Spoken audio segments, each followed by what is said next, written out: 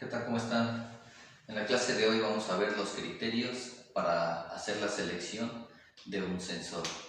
Como ya hemos visto en las clases anteriores, ustedes ya deben tener la definición de lo que es un sensor y de lo que es un transductor.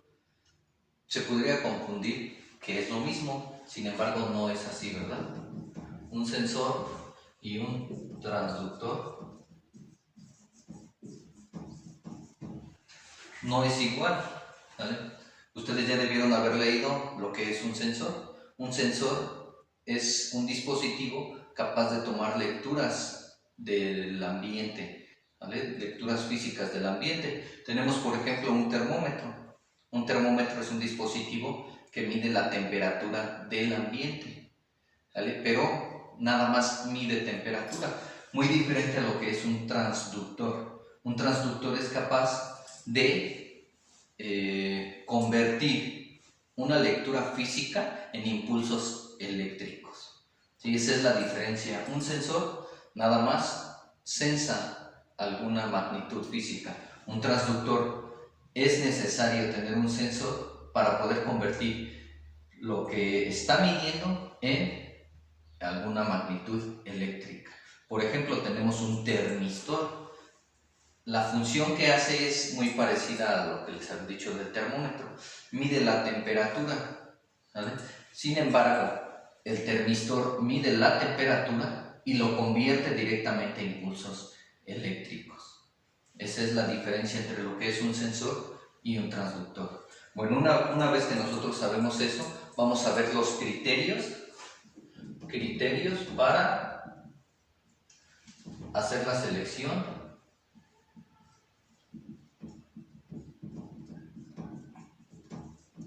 de un sensor. ¿Vale? Bien, para nosotros elegir un sensor es necesario conocer lo que vamos a realizar bien, ¿vale? Para no equivocarnos en el tipo de sensor que vayamos a elegir. Y para eso tomamos en cuenta varios criterios. El primero de ellos es la exactitud. ¿Vale?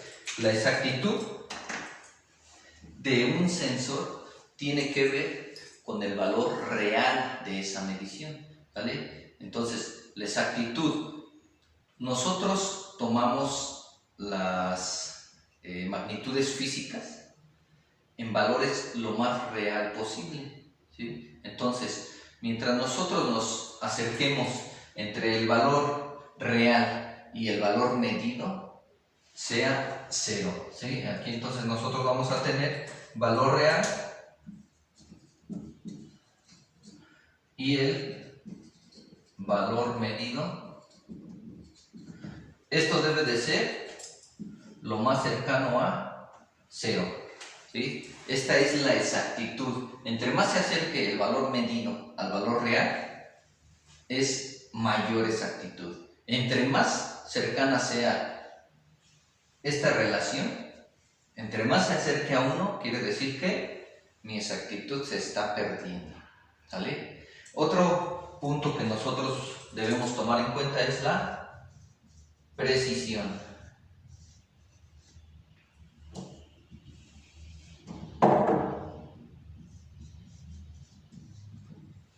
¿Sí? Pudiéramos confundir la exactitud y la precisión, ¿vale? No es lo mismo. La precisión es la diferencia entre lecturas medidas. Nosotros podemos tomar 2 o 3 lecturas con las mismas características y la diferencia entre esas 2 o 3 lecturas me va a dar la precisión, ¿vale? No es igual con la exactitud, que tiene que ver el valor real y el valor medido. La precisión es la toma de lecturas con las mismas características. Por ejemplo, si yo voy a medir temperatura, puedo hacer la medición todos los días a las 12, todos los días durante una semana, por ejemplo. El día lunes la temperatura a las 12, el día martes la temperatura a las 12, el día miércoles la temperatura a las 12, ¿vale? Y la diferencia entre esas lecturas me da la precisión, ¿sí? Entonces no es lo mismo exactitud y precisión. ¿Vale? Hay que tomarlo en cuenta también, la precisión de nuestros dispositivos. Otra cosa que debemos de tomar en cuenta es el rango de operación. Rango de operación o funcionamiento.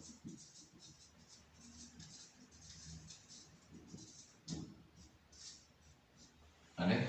Todos los dispositivos de medición que nosotros utilizamos, todos nuestros sensores, tienen un rango de operación útil.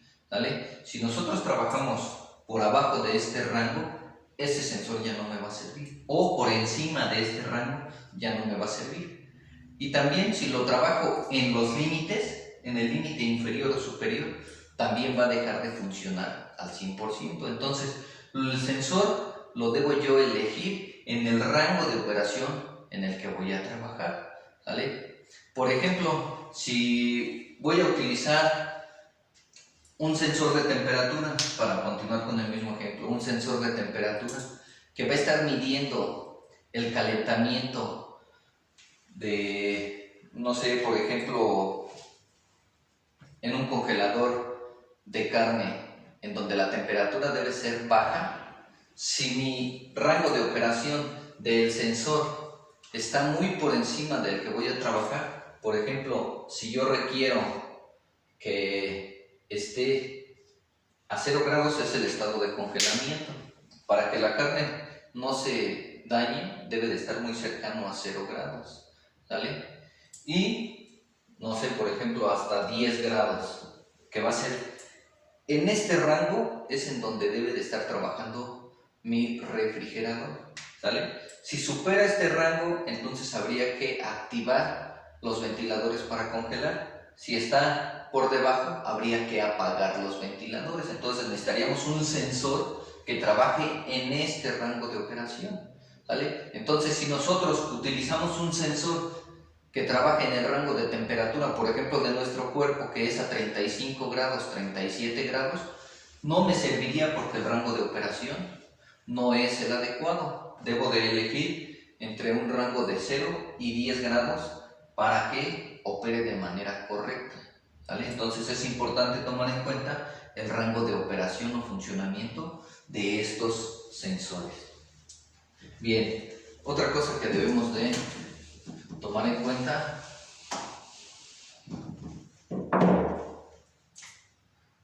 es la velocidad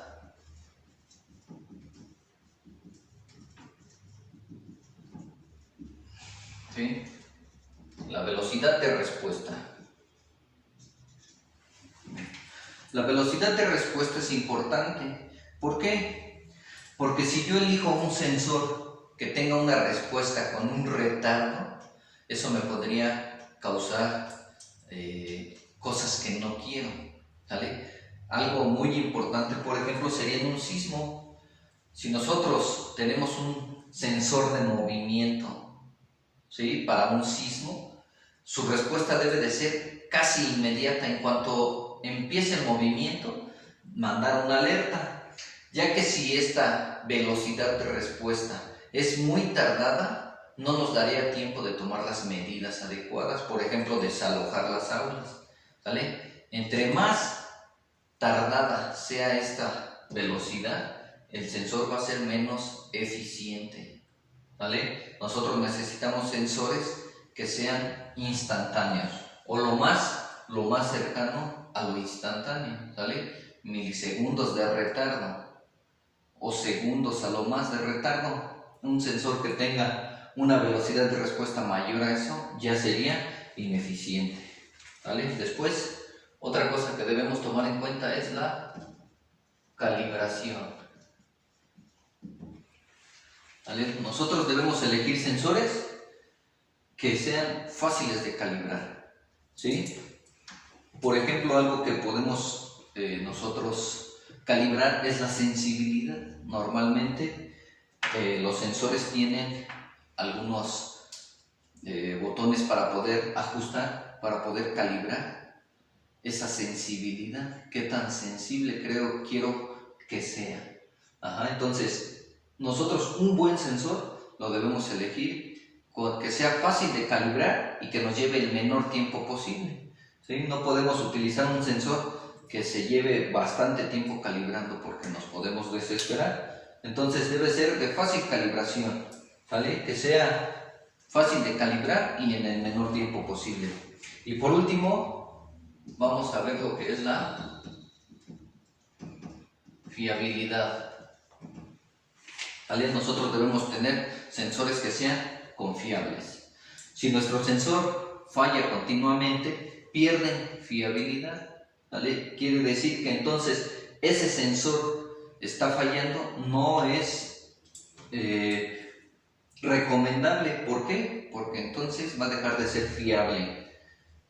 En un sismo, si una alarma se activa al menor movimiento, va a perder fiabilidad. ¿Y qué pasa? Que cuando en realidad sea un temblor fuerte, ya nadie va a hacer caso, ya nadie va a confiar en esa alarma. ¿Por qué? Porque va a estar fallando continuamente y a la hora que funcione de manera correcta, pues ya nosotros podemos quedarnos con la idea de que no está funcionando bien y no hacer caso a este sensor. ¿Sí? Bien, pues eso sería todo acerca de este tema, criterios para la selección de un sensor.